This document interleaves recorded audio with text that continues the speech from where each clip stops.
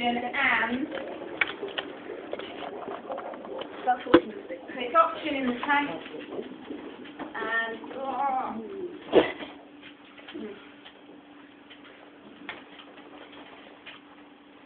just make sure my arm's nice and wet.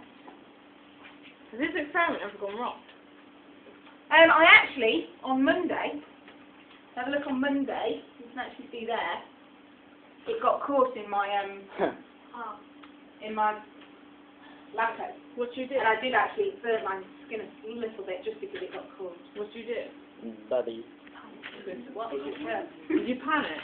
No, I didn't actually hurt when I did it. But that's what you're doing. Okay, so that's the third one. So now I have both oxygen and methane in there.